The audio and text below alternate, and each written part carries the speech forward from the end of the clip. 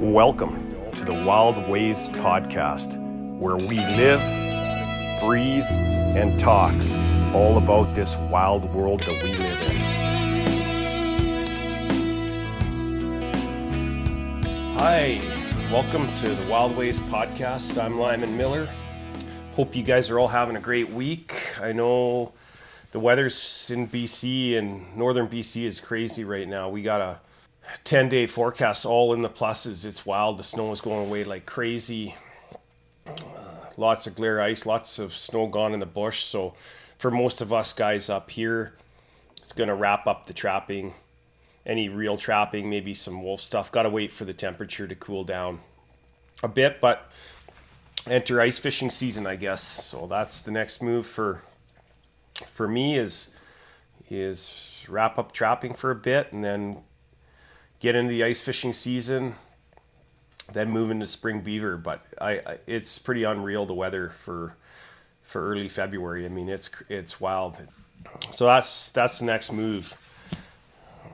Wanted to touch base on something that happened in January, and I've been talking a little bit about there's constant attacks on the outdoor lifestyle, and trappers in particular get a bad rap too. And then probably second place would be hunting, and then third place would be fishing, as far as I can tell. So a terrible thing happened on January 8th. A guy took his dog for a walk, and the dog stuck its head in a cubby set, I guess, went into a 330 and died, which is terrible.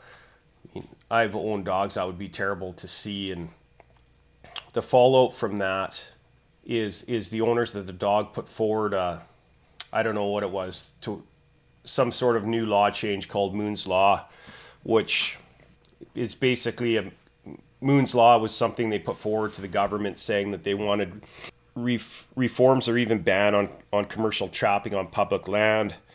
Their demands included mandatory visible signage, setback from roads and trails, trap IDs, buffers near recreation areas, and required reporting of non-target catches, like pets. And by late January, there was online petitions with over 2,500 signatures. All the mainstream news media picked it up, and the things was going around like wildfire. So what happened is the COs came out, the conservation officers came out, and they investigated it.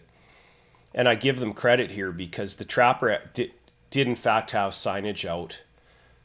He was legally trapping.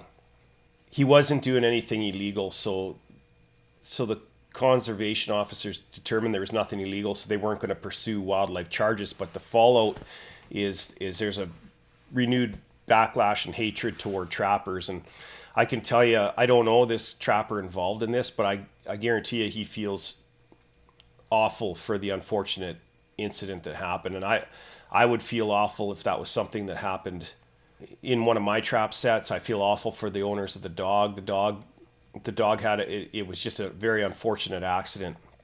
Problem is that with who runs this and people making decisions for votes, it may come back and kind of haunt trappers a little bit for a while if they change the law.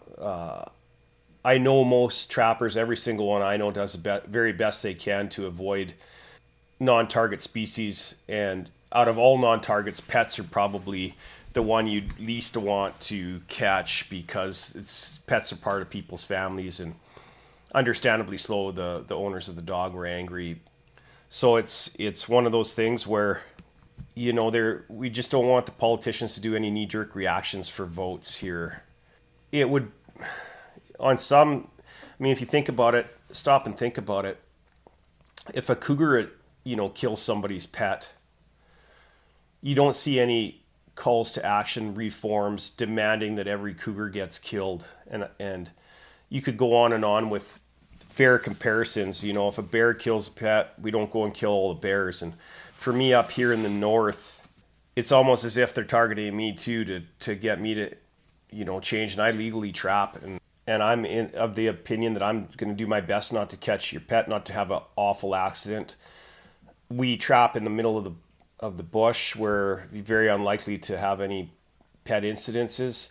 If we felt there was a chance that we would catch somebody's pet, we would probably not trap there, or we'd have proper signage. It sounds like this guy did. And I see some media reports say there was snow that was obscuring it, but the owner of the dog did see the sign. Maybe it was a little bit too late, and unfortunately the dog couldn't be saved. So I know those 330 conibears, they're a deadly trap.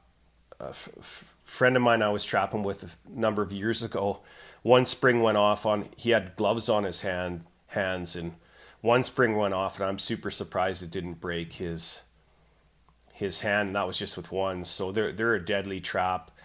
There's horror stories about trappers even getting caught in them, and that's probably one of the reasons why people don't recommend you wire them down until they're fully set, because if you wired it down and you caught yourself in the trap, you might not be able to unwire it and walk out. So they're deadly. It's super unfortunate. I hope the fallout doesn't affect our right to trap in this province. And really the only way I'm going to stop trapping is that's part of my outdoor lifestyle now, is if the resource needs me to stop. It's not going to have to do with knee-jerk reactions and very unfortunate incidences that happen. So my heart goes out to those people that lost that dog, but I'm not changing my way of life for politicians down south in the cities. And I'm not going to get dragged into that mess.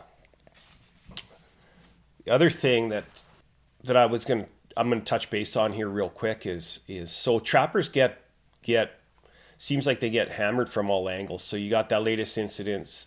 This isn't something new. You have lots of animal rights activists that paint trappers in a bad light and don't actually get educated on specifically what trappers do and how they do it, and the fact that they really are stewards of the land, and also the fact that nature has a way, and nature's wild. Not too many animals have an easy go in nature. And nature always has a way of balancing it out. And you can look at the lynx and the rabbit as an example. And when the rabbits are high, the lynx numbers come way up, and when rabbits fall off, the lynx starve out. So trappers can play a role in managing that a little bit, and it's a great renewable resource. It seems to be something that's losing its way a little bit here, and I think we need more of it. I think people that go out in nature and spend some more time doing it, and maybe go out on a trap line and see what's going on. It's certainly not for the faint of heart, but it is about as close to nature and reality as you'll ever get. Another front that trappers have been battling for years and years and years, like 30 years or more, is the annual allowable cut here in BC. It was as if they made a deal with forestry companies, so the government controls how much wood can get cut down on the public land that we all use as crown land. We're all resource users. Trappers are one of them. Forestry companies are another one. Tourism. There's hunting guides, all kinds of resource users, and everybody has a right to use the land. And one of the things the government did is they basically gave free rein to the forestry companies. It was all based on dollars and cents. So for like 30 years, trappers would go into their trap line, and there would be a massive clear cut, just decimating their trapping ability for the rest of their life, because that forest ain't coming back. They'd take out this nice old growth forest. So trappers have been taking a beating for years and years in this province. It's slowly starting to change now. There's the Migratory Game Bird Act that seemed to got walked over by forestry companies, which was allowed by the government. So over the years, trappers really have been taking a beating here in BC.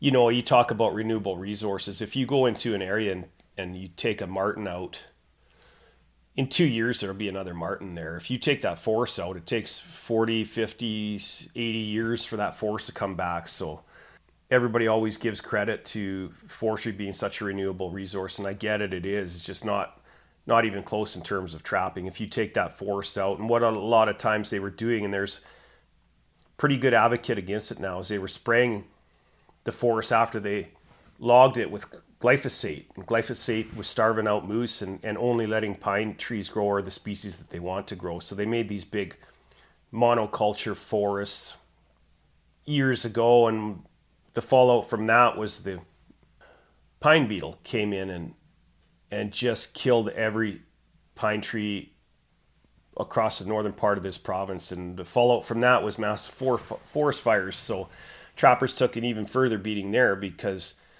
not only did they lose the forest, then it got regrown, sprayed, and that spraying kills all kinds of little mice and stuff. Also, moose have nothing to eat, so they were starving out. And then if the pine beetle came in, wiped the forest out, they were continuing to try to log some of the pine beetle. Then forest fires came in and wiped that out, and so it created a big mess here in very poor forest management by our province. So that's just another way that we got attacked. But onward and upward for me and the outdoor lifestyle, it's part of my gig now is to stand up for my right to hunt, fish, and trap, and live the outdoor lifestyle. And I'm well aware I've got some battles like that ahead of me. I got other battles in order to figure out revenue streams from it. It is awesome, though, that essentially my office now is outside, working outside.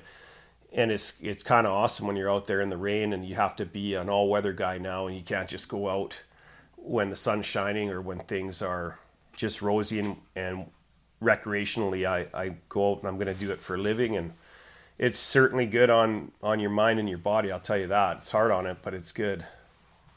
Some of the best people I know are people that spend a majority of their time in the bush, and I know one guy, he'd work a bit in town, and every single time he got a holiday or a day off, he was up and he was trapping, or he was a hunting guide as well for many, many years, and a fishing guide. And he had fishing lodges and hunting lodges in one specific area, and he knew it better than anybody. He knew the animals. He knew where they were likely to cross.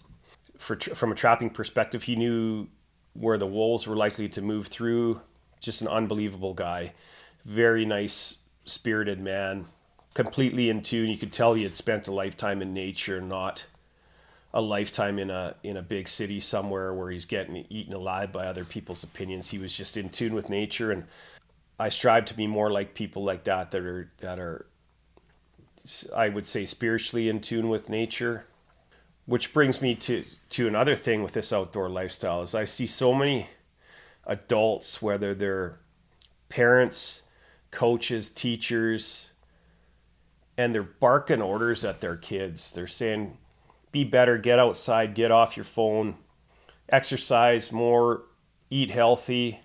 And yet the adult that's barking these orders is overweight, on their phone, sitting inside. They're not getting outside. They're not getting out of their comfort zone. They're not pushing themselves in any way. So it's like, are you being a good example, or do we need to be a better example ourselves? So that's another reason I went full-time outdoors, is just to be a better example for my family and the people around me. Is like, let's just get out of our comfort zone. We don't want to have any regrets when we check out of here. So if I can be a better example, that's my goal.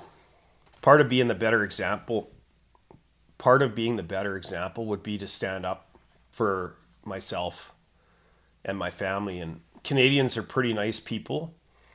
We're pretty good at conforming to the laws, and we historically were very good at listening to the government and never really had to stand up for ourselves, where I think we're in a time now where it's super important to stand up for ourselves and for our rights, as they seem to be getting chipped away at over the last 5 or 10 years. It's just slowly eroding our rights as Canadian citizens here in our own country. So my goal is to encourage other people to stand up for themselves too. It's a work in progress, though, because you always want to do and conform and not shake the boat very much. But it's time for Canadians to stand up for themselves, especially when we seem to have zero representation at any level of rule makers or lawmakers.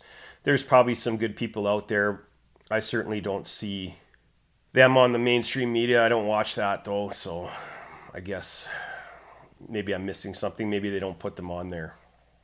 The one thing I'm looking forward to in terms of my trapping is the spring beaver. I think that's going to be lots of fun. I know we got lots of beaver going on out at our trap line this year. I've seen lots of beaver lodges. There's quite a few around, I think. So we're gonna have a lot of fun doing that. I'm gonna bring people along on my Lyman's Wild Ways YouTube channel and experiment with some of the stuff I've seen online and I've read about. I had never really targeted spring beaver all that much because it was always working for the most part. Definitely going to try to use the entire thing myself and cut out the middlemen, so to speak, and see what kind of market I can come up with for it. Hopefully do a whole bunch of trapping out of the Argo and cutting trail this spring. I also plan on checking out a whole bunch of little lakes I've always thought about that literally nobody fishes that I know of anyways. Is extremely hard access, hard to get to.